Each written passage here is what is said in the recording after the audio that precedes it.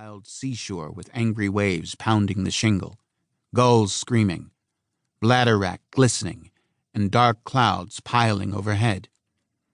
All the Tennysonian bleakness and melodrama that Dylan left out are there in a moment.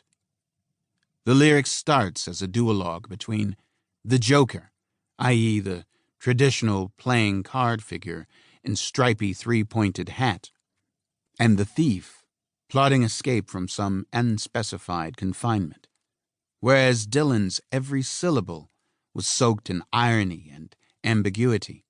Jimmy's mellow baritone plays it completely straight, with perhaps the slightest emphasis on "there's too much confusion" and "I can't get no relief," which happened to express what he was already feeling about his new life in Britain. His voice carries the same utter conviction in the thief's incoherently moralizing riposte. Yet his guitar still holds back. Not even B.B. King was ever so sparing with a riff. At last, as "the hour is getting late," a terse "hey" announces a break which, for me, surpasses any other to have been recorded since guitars had electrical wires threaded through their bodies, like keyhole surgery, and metal pickups, and volume knobs, and tremolo levers dentists drilled into their faces. Forget Eric Clapton in Cream's Crossroads, or Jimmy Page in Led Zeppelin's Stairway to Heaven, or James Burton in Ricky Nelson's My Babe, or Mark Knopfler in Dire Straits' Sultans of Swing, or Scotty Moore in Elvis's Heartbreak Hotel, or even Chuck Berry in Johnny B. Good's Go, Jimmy, Go. It comes in 4 distinct movements, of which only the first is a conventional solo, with notes selected as judiciously and bent as elegantly as B.B. at his best. The second is played with a metal slide along the fretboard, which from Elmore James or Howling Wolf would be jagged and angry, but with Jimmy resembles a thrill ride through some extraterrestrial cityscape, each gush of the slide like a glowing elevator, sibilantly ascending or descending. Down swoops one, then up goes another, and another, still higher, until it almost seems to be dancing in time. Next, an extended passage with the wah-wah pedal, actually more of a thwacka-thwacka, replaces those soft machines with an almost human voice, as if the guitar is musing and chortling to itself over some private joke.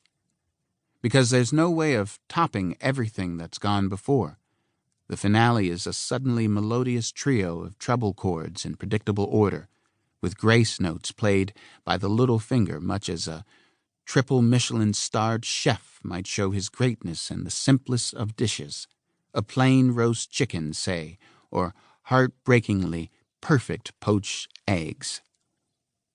Back in the song, a watchtower finally materializes, albeit now less a security measure than an eyrie, where princes kept the view. Some Arthurian high drama seems promised, and 2 riders were approaching. Some apocalyptic outcome prophesied with, "and the wind began to howl." But before any explanation of the 2 riders, just as Jimmy's guitar begins howling louder than any hurricano that ever tormented King Lear, everything starts to fade. This is the outro. Whenever I hear it, I think the same. Don't go. Arguably, the greatest instrumentalist in the history of rock music, says the Rock and Roll Hall of Fame's citation. But among the race of guitar superheroes raised up by the 1960s, Eric Clapton, Jeff Beck, Keith Richards, George Harrison, Jimmy Page, David Gilmour, Peter Green, Robbie Robertson, Duane Allman, and Jerry Garcia, there has never been any argument. Each of them had only to hear Jimmy once to metaphorically throw down his pick and raise his hands in surrender.